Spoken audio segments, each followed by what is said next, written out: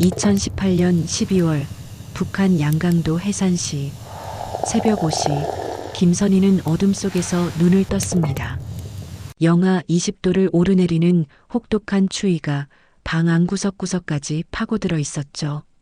손가락 끝이 시리도록 차가웠지만 선희는 이불을 걷어차고 일어났습니다. 옆에서 자고 있는 두 아이의 얼굴을 잠시 바라봤어요. 민철이는 얇은 이불을 꼭 끌어안고 있었고 지은이는 작은 몸을 웅크린 채 가만히 숨을 쉬고 있었습니다. 선희는 부엌으로 향했습니다. 낡은 연탄 아궁이에 불을 지피며 그녀는 한숨을 내쉬었어요.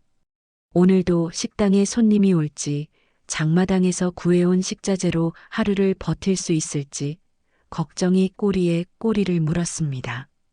또 하루가 시작되네. 그녀는 혼잣말을 중얼거렸죠. 2년 전 남편이 탄광사고로 세상을 떠난 뒤 선희의 삶은 하루하루 살아남는 것 그 자체였습니다. 배급은 끊긴 지 오래였고 국가는 아무것도 책임져 주지 않았어요.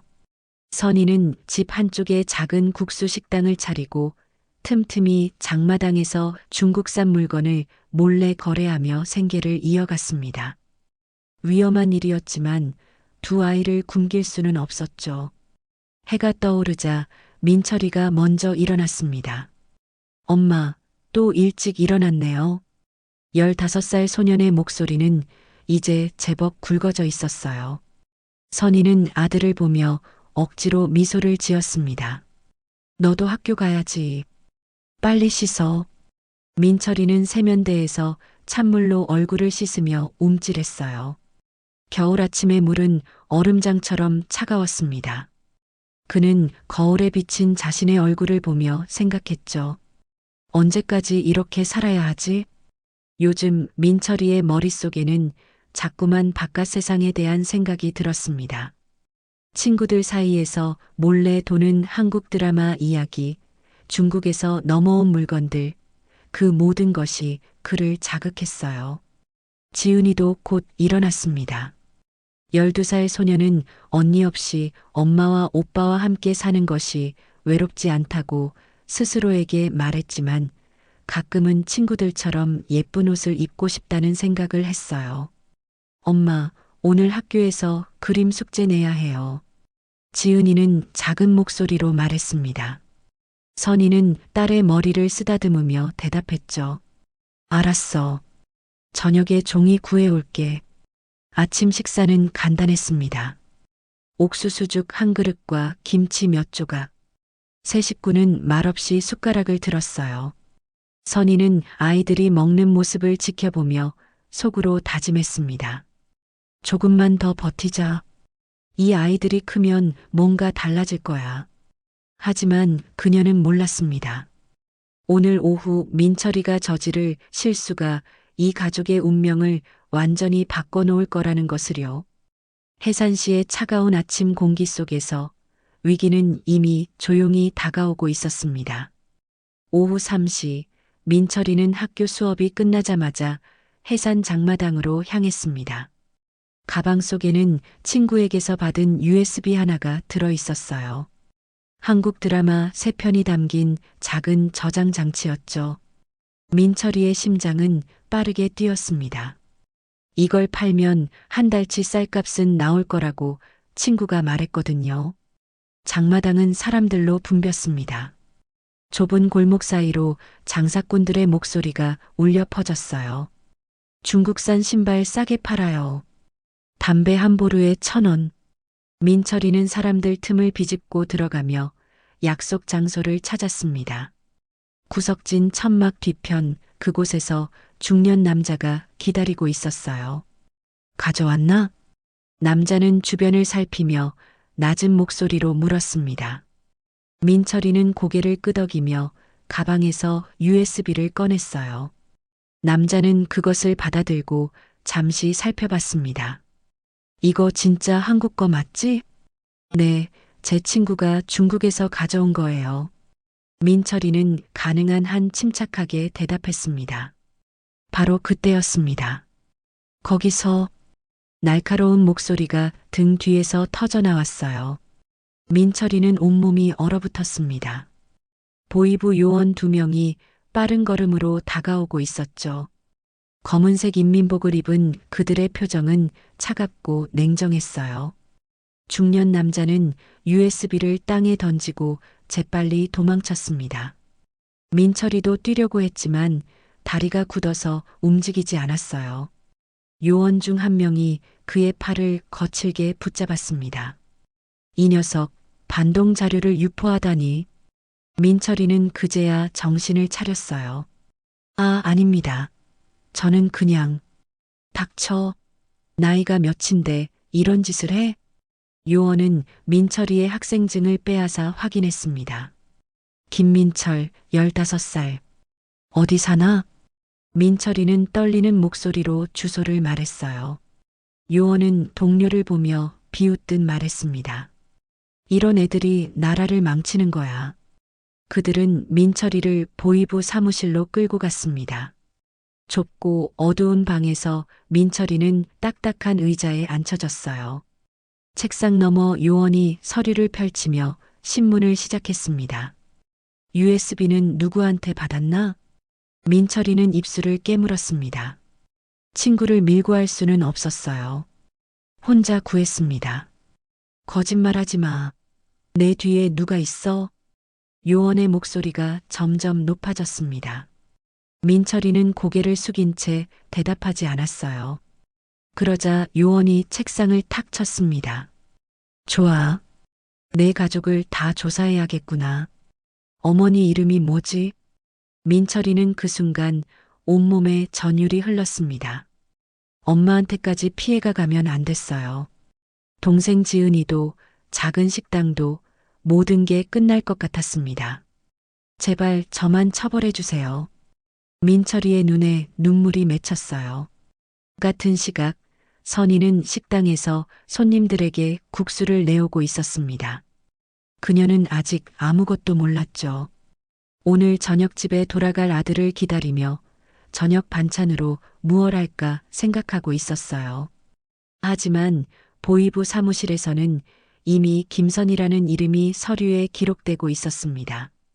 위기는 소리 없이 그러나 확실하게 이 가족을 향해 다가오고 있었습니다. 저녁 7시가 넘었지만 민철이는 돌아오지 않았습니다. 선희는 식당 문 앞에 서서 골목길을 바라봤어요. 평소라면 벌써 집에 와 있을 시간이었습니다. 불안한 예감이 가슴속에서 차올랐죠. 오빠 어디 간 거예요? 지은이가 걱정스러운 얼굴로 물었습니다. 선희는 딸의 어깨를 토닥이며 대답했어요.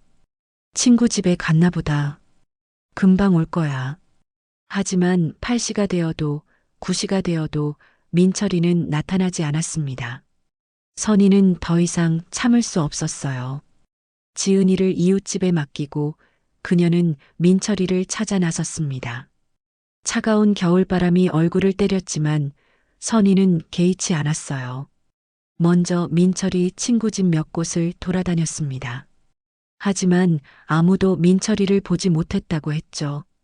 마지막으로 찾아간 곳에서 선희는 진실을 알게 됐습니다.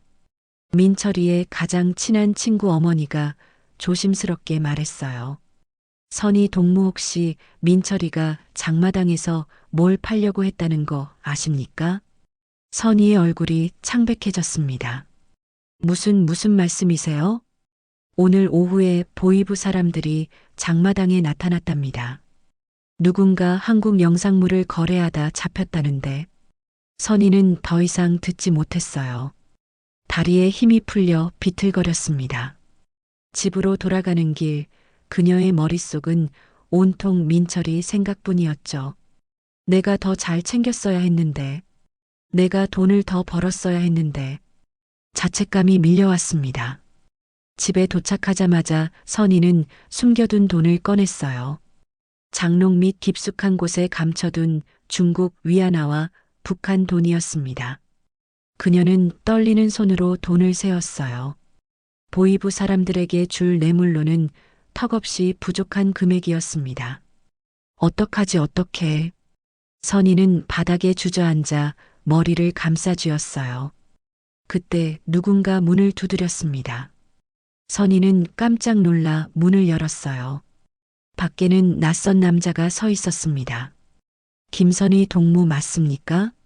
남자의 목소리는 낮고 조심스러웠어요. 선희는 경계심을 늦추지 않고 물었습니다. 누구십니까? 저는 아드님을 도와드릴 수 있습니다. 남자는 주변을 살피며 말을 이었어요. 하지만 여기서 얘기할 순 없습니다. 따라오시죠. 선희는 잠시 망설였습니다. 하지만 민철이를 구할 수 있다는 말에 그녀는 고개를 끄덕였어요. 남자는 선희를 외진 골목으로 데려갔습니다. 어둠 속에서 그는 본론을 꺼냈어요. 보이부에서 아드님을 신문하고 있습니다. 지금 당장 손을 쓰지 않으면 온 가족이 조사받게 될 겁니다. 선희의 입술이 바짝 말랐어요. 제발 어떻게 하면 되는 겁니까? 돈이 필요합니다. 중국 돈으로 500위안. 선희는 절망했습니다. 그녀가 가진 돈은 200위안이 전부였거든요. 그렇게 큰 돈은 없습니다. 남자는 잠시 생각하더니 다른 제안을 했어요. 그렇다면 다른 방법이 있긴 합니다. 선희는 남자를 똑바로 쳐다봤습니다. 무슨 방법입니까? 국경을 넘으세요. 중국으로. 남자의 말에 선희는 숨이 멎는 것 같았어요. 탈북이라니 그건 상상도 해본 적 없는 일이었습니다. 미쳤습니까? 그럴 수는 없어요. 선희는 고개를 저었지만 남자는 침착하게 말했습니다. 지금 보이부는 동무 가족을 주시하고 있습니다. 시간이 없어요. 아드님을 빼내려면 이 방법밖에 없습니다. 선희는 온몸이 떨렸어요. 탈북은 곧 죽음을 의미할 수도 있는 위험한 선택이었습니다. 하지만 민철이와 지은이를 지킬 다른 방법은 없었죠. 그녀는 눈을 감고 깊이 숨을 들이마셨습니다. 그리고 천천히 입을 열었어요. 어떻게 하면 됩니까? 다음 날 새벽 선희는 한숨도 자지 못한 채 일어났습니다. 어젯밤 그 남자는 자신을 안내인이라고 소개했어요. 국경을 넘는 사람들을 돕는 브로커였죠. 그는 선희에게 3일 안에 준비를 마치라고 했습니다. 민철이를 보이부에서 빼내는 것, 그리고 세 식구가 함께 두만강을 건너는 것. 모든 게 불가능해 보이는 계획이었어요. 선희는 먼저 민철이를 만나야 했습니다. 보이부 건물 앞에서 그녀는 한참을 서성였어요. 안으로 들어가 담당자를 찾았습니다. 제 아들을 만나게 해주십시오. 선희는 최대한 공손하게 말했죠. 담당 요원은 차갑게 그녀를 내려다봤어요. 면회는 안 돼. 돌아가. 하지만 선희는 물러서지 않았습니다. 그녀는 가져온 돈 200위안을 조심스럽게 책상 위에 놓았어요. 제발 부탁드립니다. 5분만이라도. 요원은 돈을 훑어보더니 주머니에 넣었습니다. 5분. 그 이상은 안 돼. 선희는 고개를 깊이 숙였어요. 좁은 면회실에서 선희는 민철이를 만났습니다. 아들의 얼굴은 창백했고 눈가에는 멍이 들어 있었어요. 선희의 가슴이 찢어지는 것 같았습니다. 민철아, 엄마 미안해요. 제가 잘못했어요. 민철이는 고개를 들지 못했습니다. 선희는 아들의 손을 꽉 잡았어요. 그리고 아주 작은 목소리로 속삭였습니다. 잘 들어. 엄마가 너를 여기서 빼낼 거야. 모레밤 준비하고 있어. 민철이는 놀란 눈으로 엄마를 쳐다봤어요. 무슨, 쉿. 아무 말하지 마. 엄마를 믿어. 선희는 아들의 눈을 똑바로 바라보며 말했습니다. 면회 시간이 끝나고 선희는 다음 단계로 넘어갔습니다. 그녀는 장마당에서 오랫동안 알고 지낸 상인을 찾아갔어요. 박 언니라고 부르는 50대 여성이었죠. 언니, 부탁이 있어요. 선희는 박 언니를 구석진 곳으로 데려가 모든 것을 털어놓았습니다. 박 언니는 놀란 표정으로 그녀를 바라봤어요. 선이야, 그건 너무 위험해. 저한테는 다른 방법이 없어요. 선희의 목소리는 단호했습니다. 박 언니는 한숨을 쉬며 고개를 끄덕였어요. 알았어. 내가 도와줄게. 필요한 게 뭔데? 선희는 리스트를 꺼냈습니다. 검은색 옷, 방한복, 작은 배낭, 그리고 비상약품. 박 언니는 하나하나 메모하며 말했어요. 내일 저녁까지 준비해 줄게. 그리고 선희야. 네. 살아서 소식 전해줘. 꼭. 집으로 돌아온 선희는 지은이를 불러 앉혔습니다. 12살 딸아이에게 어떻게 설명해야 할지 막막했어요. 지은아, 엄마가 할 말이 있어. 지은이는 큰 눈으로 엄마를 바라봤습니다. 선희는 딸의 손을 잡고 천천히 말했어요. 우리 이제 여기서 살 수 없을 것 같아. 지은이는 무슨 뜻인지 금방 알아챘습니다. 어린 나이였지만 그녀는 최근 집안 분위기가 이상했다는 걸 느끼고 있었거든요. 오빠 때문이에요? 선희는 고개를 끄덕였어요. 우리 모두 안전한 곳으로 가야 해. 무서울 거야. 하지만 엄마가 지켜줄게. 지은이는 잠시 생각하더니 작게 고개를 끄덕였습니다. 제가 짐이 안 될게요, 엄마. 그날 밤 선희는 집안을 천천히 둘러봤습니다. 남편과 함께 살던 이 작은 집, 아이들이 자라난 공간, 모든 것을 떠나야 했어요. 선희는 남편의 사진을 가만히 쓰다듬었습니다. 여보, 내가 우리 아이들 꼭 지킬게. 약속할게. 그녀의 눈에서 조용히 눈물이 흘러내렸습니다. 모레면 모든 것이 시작됩니다. 성공하면 자유, 실패하면 죽음. 선희는 떨리는 손으로 배낭을 챙기기 시작했어요. 이제 돌이킬 수 없는 길을 가는 것이었습니다. 약속한 날 밤 10시, 선희와 지은이는 해산 외곽의 폐가에서 안내인을 기다렸습니다.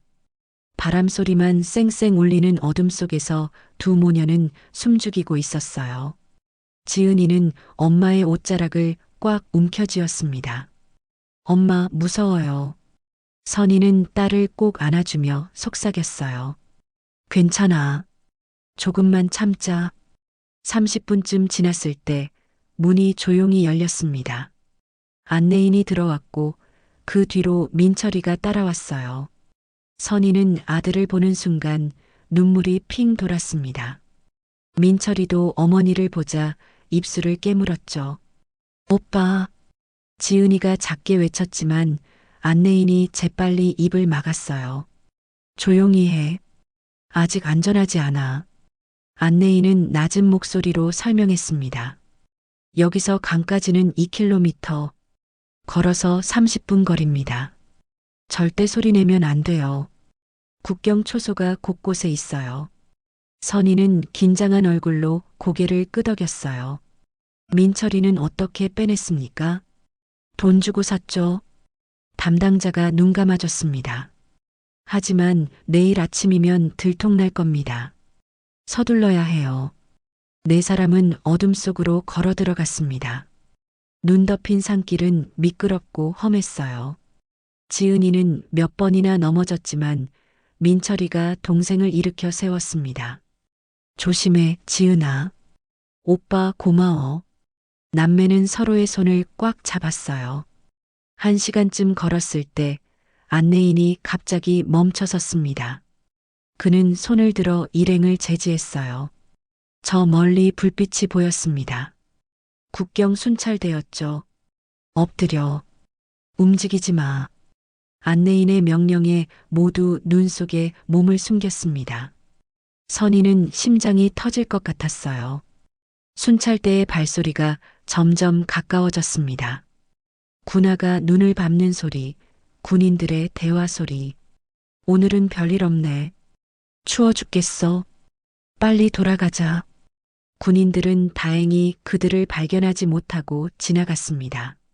안내인은 10분을 더 기다린 후에야 일어섰어요. 이제 마지막입니다. 강이 보이죠? 저 아래 어둠 속에서 두만강의 윤곽이 희미하게 보였습니다. 얼어붙은 강 위로 건너가면 중국 땅이었어요. 하지만 그 사이에는 철조망과 지뢰밭이 있었습니다. 철조망은 제가 끊어놨습니다. 지뢰는 없는 길로 갈 겁니다. 제 발자국만 정확히 따라오세요. 안내인은 단호하게 말했어요. 선희는 아이들을 바라봤습니다. 잘 들어. 엄마 뒤에 바짝 붙어서 와. 절대 딴 데 발 디디지 마. 민철이와 지은이는 고개를 끄덕였어요. 철조망 사이를 빠져나가는 순간 선희의 옷이 찢어졌습니다. 하지만 그녀는 개의치 않았어요. 민철이가 지은이를 업고 조심스럽게 따라왔습니다. 지은이는 오빠 등에서 떨고 있었죠. 오빠, 우리 죽는 거 아니지? 아니야. 우리 살 거야. 꼭. 민철이는 자신도 떨리는 목소리로 대답했습니다. 드디어 강에 도착했습니다. 얼어붙은 강 표면은 하얗게 빛나고 있었어요. 안내인이 먼저 발을 내디뎠습니다. 얼음이 삐걱거리는 소리가 났죠. 천천히 오세요. 뛰면 안 됩니다. 선희가 먼저 강 위에 올랐습니다. 얼음이 생각보다 얇았어요. 발밑에서 물이 흐르는 소리가 들렸습니다. 민철이와 지은이도 조심스럽게 뒤를 따랐어요. 강 한가운데쯤 왔을 때 갑자기 뒤에서 함성이 들렸습니다. 거기서 선희는 뒤를 돌아봤어요. 북한 군인 2명이 강둑에서 총을 겨누고 있었습니다. 어서 뛰어요. 안내인이 소리쳤습니다. 선희는 아이들의 손을 잡고 미친 듯이 달렸어요. 총소리가 울려 퍼졌습니다. 탕, 탕, 총알이 얼음 위를 스쳤습니다. 엄마, 지은이가 비명을 질렀지만 선희는 딸의 손을 놓지 않았어요. 민철이는 이를 악물고 앞만 보고 달렸습니다. 중국 땅이 점점 가까워졌어요. 마지막 힘을 다해 강을 건넌 순간 네 사람은 중국 쪽 강둑에 쓰러졌습니다. 선희는 거친 숨을 몰아쉬며 아이들을 확인했어요. 괜찮니? 다친 데 없어? 민철이와 지은이는 고개를 끄덕였습니다. 뒤를 돌아보니 북한 군인들이 강 건너편에서 총을 거두고 있었어요. 그들은 더 이상 추격하지 않았습니다. 국경을 넘어버린 이상 그들의 관할이 아니었거든요. 선희는 땅바닥에 주저앉아 하늘을 올려다봤습니다. 별이 총총히 빛나고 있었어요. 해냈다, 우리가 해냈어. 그녀의 눈에서 뜨거운 눈물이 흘러내렸습니다. 하지만 이것은 끝이 아니었어요.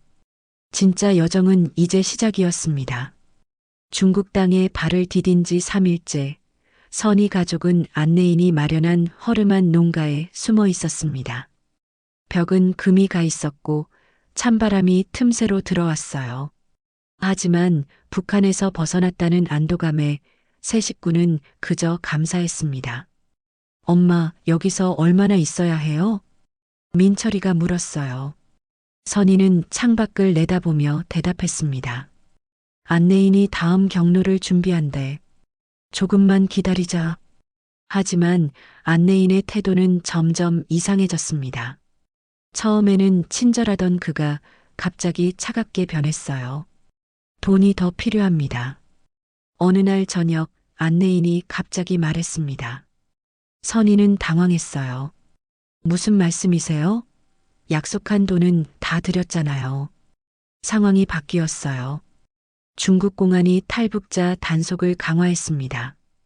위험 부담이 커졌단 말이죠. 선희는 가방을 뒤졌지만 남은 돈은 거의 없었어요. 이게 전부입니다. 더는 없어요. 안내인은 돈을 세어보더니 비웃듯 웃었습니다. 이걸로는 안 되죠. 한국까지 가려면 최소한 3배는 더 있어야 해요. 선희의 얼굴이 창백해졌어요. 그럼 어떻게 하란 말입니까? 안내인은 차갑게 대답했습니다. 그건 제 문제가 아닙니다. 내일까지 돈을 마련하세요. 아니면 그는 말을 흐렸지만 의미는 분명했어요.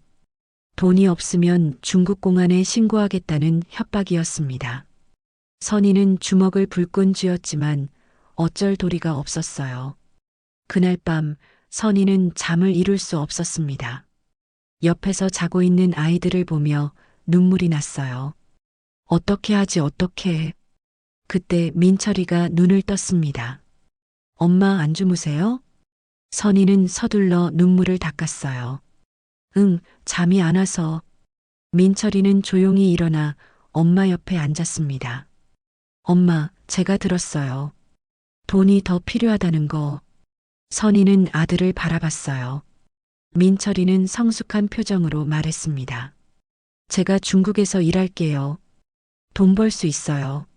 안 돼. 넌 아직 어려. 엄마, 저 이제 15살이에요. 아빠가 안 계시니까 제가 가장이잖아요.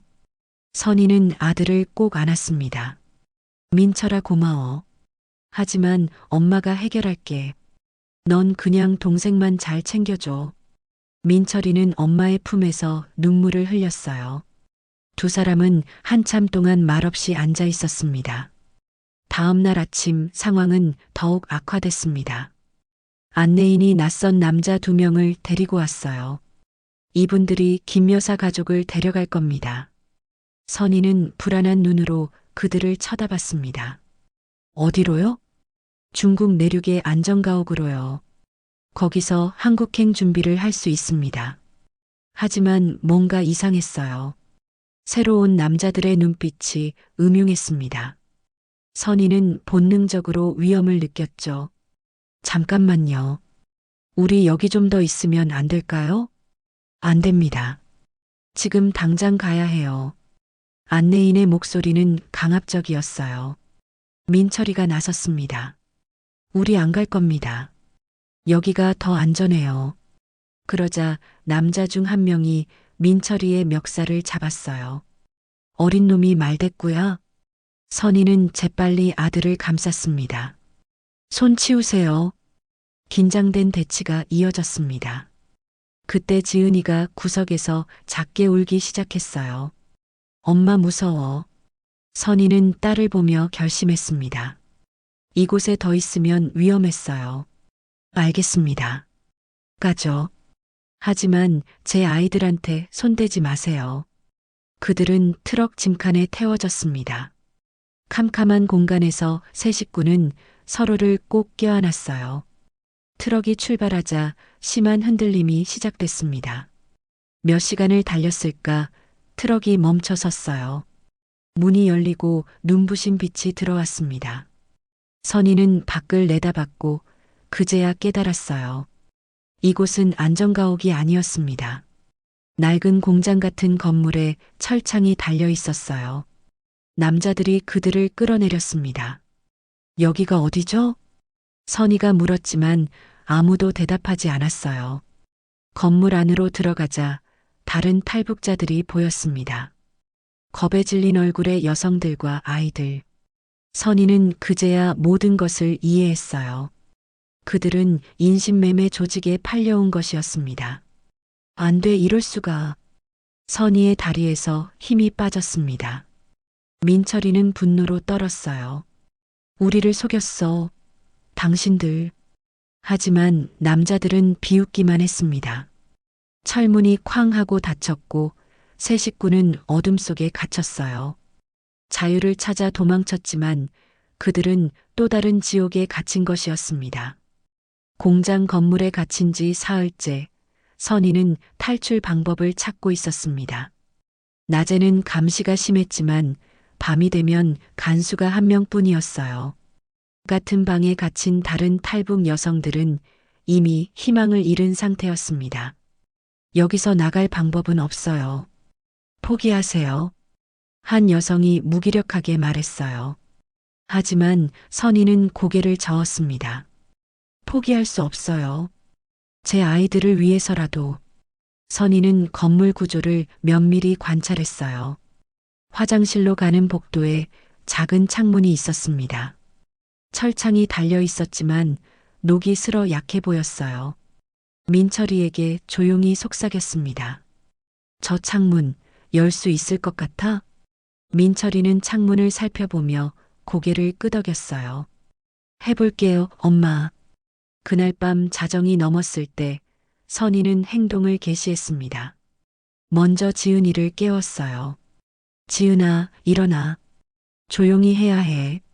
지은이는 졸린 눈을 비비며 고개를 끄덕였습니다. 민철이도 이미 준비를 마친 상태였어요. 화장실에 간다는 핑계로 복도로 나왔습니다. 간수는 구석에서 졸고 있었어요. 민철이는 조심스럽게 창문의 철창을 흔들었습니다. 삐걱거리는 소리가 났지만 간수는 깨지 않았어요. 조금만 더. 민철이는 온 힘을 다해 철창을 당겼습니다. 드디어 철창 한쪽이 떨어져 나갔어요. 지은이 먼저 나가. 선희가 속삭였습니다. 지은이는 작은 몸을 창문 밖으로 밀어냈어요. 2미터 정도 떨어진 땅으로 뛰어내렸습니다. 괜찮아? 선희가 작게 물었고 지은이가 고개를 끄덕였어요. 다음은 민철이 차례였습니다. 민철이도 무사히 창문을 빠져나갔어요. 마지막으로 선희가 몸을 밀어냈을 때 철창에 옷이 걸렸습니다. 찢어지는 소리가 났고 간수가 눈을 떴어요. 뭐야? 간수가 소리치며 달려왔습니다. 엄마, 빨리. 민철이가 아래에서 외쳤어요. 선희는 옷을 찢으며 창문 밖으로 뛰어내렸습니다. 땅에 떨어지며 발목을 삐끗했지만 일어나 달렸어요. 뒤에서 간수의 고함 소리가 들렸습니다. 도망쳤다. 잡아. 세 식구는 어둠 속으로 뛰어들었습니다. 공장 뒤편은 숲이었어요. 나뭇가지가 얼굴을 핥히고 돌에 걸려 넘어졌지만 멈출 수 없었습니다. 지은이는 숨이 차서 더 이상 뛸 수 없었어요. 엄마 못 뛰겠어요. 민철이가 동생을 업었습니다. 내가 업을게. 힘내, 지은아. 한참을 달린 후 그들은 작은 마을에 도착했습니다. 새벽 4시, 마을은 아직 잠들어 있었어요. 선희는 한 교회 건물을 발견했습니다. 십자가가 희미하게 보였죠. 저기로 가자. 교회 문을 두드렸습니다. 한참 후 50대 중국인 목사가 문을 열었어요. 누구십니까? 선희는 떨리는 목소리로 말했습니다. 도와주세요. 우리는 북한에서 왔어요. 목사는 잠시 그들을 바라보더니 안으로 들였습니다. 들어오세요. 빨리. 세 식구가 들어가자 목사는 문을 닫고 커튼을 쳤어요. 여기 앉으세요. 따뜻한 차를 드릴게요. 목사 부인이 나와 그들에게 담요를 덮어줬습니다. 지은이는 따뜻한 차를 마시며 울기 시작했어요. 고마워요. 정말 고마워요. 선희도 눈물을 참을 수 없었습니다. 목사는 조용히 그들의 이야기를 들었어요. 제가 도와드릴 수 있습니다. 목사가 말했어요. 탈북자들을 돕는 네트워크가 있습니다. 태국을 거쳐 한국으로 갈 수 있어요. 선희는 믿을 수 없다는 표정이었습니다. 정말인가요? 네. 하지만 시간이 좀 걸립니다. 여기서 한 달 정도 머물며 준비해야 해요. 그날부터 선희 가족은 교회 지하에서 지냈습니다. 목사 부부는 그들에게 음식과 옷을 제공했어요. 민철이는 건강을 회복했고 지은이는 다시 웃기 시작했습니다. 선희는 매일 밤 기도했어요. 이분들께 복을 주소서. 그리고 우리가 무사히 한국에 갈 수 있게 해주소서. 4주 후 드디어 출발 날이 왔습니다. 목사가 위조 여권과 비행기 표를 건넸어요. 이걸로 태국까지 갈 수 있습니다. 태국에 도착하면 한국 대사관으로 가세요. 선희는 목사의 손을 꼭 잡았습니다. 은혜 평생 잊지 않겠습니다. 목사는 미소 지었어요. 신께서 함께 하실 겁니다. 공항으로 가는 차 안에서 선희는 아이들을 바라봤습니다. 민철이는 창밖을 보며 결연한 표정을 짓고 있었고 지은이는 엄마 손을 꼭 잡고 있었어요. 우리 해낼 거야. 꼭. 선희는 속으로 다짐했습니다. 비행기가 이륙하는 순간 그들은 진짜 자유를 향해 날아오르고 있었습니다. 2019년 5월 인천국제공항. 선희 가족이 탄 비행기가 활주로에 착륙했습니다. 창밖으로 한국의 풍경이 펼쳐졌어요. 높은 빌딩들, 정돈된 도로, 그리고 자유롭게 오가는 사람들.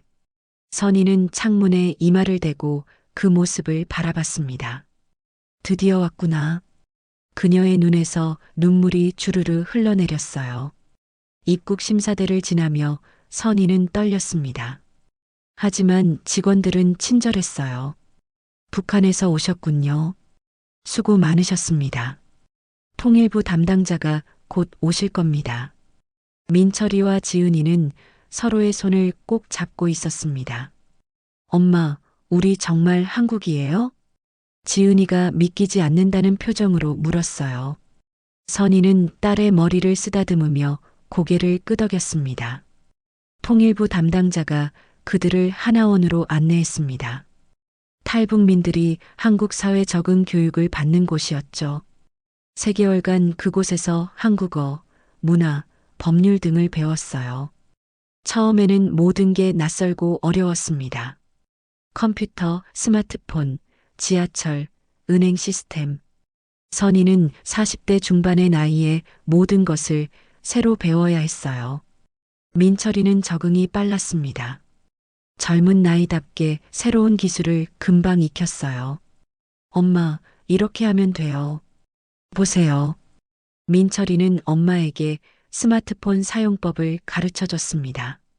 선희는 서툰 손놀림으로 화면을 터치했어요. 이게 이렇게 신기하네. 지은이는 하나원에서 처음으로 색연필 세트를 받았습니다. 24색이나 되는 색연필을 보며 지은이의 눈이 반짝였어요. 엄마, 저 그림 그려도 돼요? 그럼 마음껏 그려. 지은이는 하얀 종이 위에 집을 그렸습니다. 엄마와 오빠와 자신이 손을 잡고 웃고 있는 그림이었어요. 하나원 교육이 끝나고 선희 가족은 서울 변두리의 작은 아파트를 배정받았습니다. 방 2개짜리 아파트였지만 그들에게는 궁전 같았어요. 우리 집이에요, 엄마. 지은이가 신기한 듯 방방 뛰었습니다. 선희는 빈 거실을 둘러보며 미소 지었어요. 그래, 우리 집이야. 정착 지원금으로 기본 가구를 샀습니다. 침대, 식탁, 냉장고. 민철이는 중고 컴퓨터도 한 대 구입했어요. 검정고시 공부하려면 필요해요, 엄마. 선희는 아들의 의젓한 모습에 뿌듯했습니다. 그래, 열심히 해라. 하지만 현실은 녹록지 않았습니다. 선희는 일자리를 찾아 나섰지만 쉽지 않았어요. 탈북자세요? 일단 연락드리겠습니다. 면접관들의 표정에서 망설임이 보였습니다. 몇 번의 거절 끝에 선희는 식당 보조일을 구했어요. 월급은 적었지만 열심히 일했습니다. 민철이는 검정고시를 준비하며 편의점에서 야간 아르바이트를 시작했어요. 엄마 혼자 힘들잖아요. 제가 도와야죠. 선희는 아들을 말렸지만 민철이는 고집을 꺾지 않았습니다. 15살에 가장이 되어야 했던 소녀는 이제 진짜 어른이 되어가고 있었어요. 지은이는 중학교에 입학했습니다. 처음엔 북한 말투 때문에 놀림을 받았어요. 제 말 왜 저래? 웃겨. 반 아이들이 수군거렸습니다. 지은이는 집에 와서 울었어요. 엄마, 학교 가기 싫어요. 선희는 딸을 꼭 안아주며 말했습니다. 지은아, 우리가 여기까지 오느라 얼마나 힘들었는지 기억해. 학교 친구들 말은 아무것도 아니야. 민철이도 동생을 격려했어요. 조금만 참아. 곧 적응할 거야. 지은이는 눈물을 닦으며 고개를 끄덕였습니다. 1년이 흘렀습니다.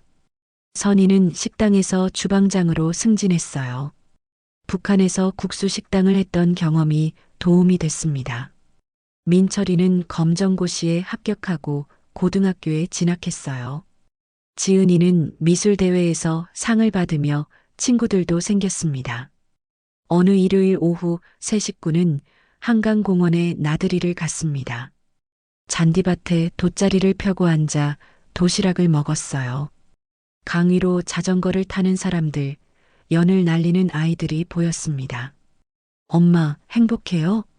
지은이가 물었습니다. 선희는 두 아이를 번갈아 보며 대답했어요. 물론이지. 우리 함께 있잖아. 민철이도 웃으며 말했습니다. 힘들었지만 잘 왔죠? 선희는 아들의 어깨를 토닥였어요. 그래, 정말 잘했어. 우리 모두 하늘을 올려다보니 구름 한 점 없이 맑았습니다. 선희는 속으로 남편에게 말했어요. 여보, 우리 잘 살고 있어요. 걱정 마세요. 바람이 불어와 그들의 머리카락을 살랑거렸습니다. 그것은 자유의 바람이었어요. 아직 갈 길이 멀었습니다. 편견도 남아 있었고 경제적 어려움도 계속될 것이었어요. 하지만 선희는 알고 있었습니다. 가장 힘든 여정은 이미 끝났다는 것을요. 이제 남은 것은 이 땅에서 진짜 삶을 사는 것 뿐이었습니다. 세 식구는 서로를 바라보며 웃었어요. 그 웃음 속에는 지난날의 아픔도, 오늘의 감사도, 내일의 희망도 담겨 있었습니다. 강물은 유유히 흘러갔고 그들의 새로운 이야기는 계속되고 있었습니다.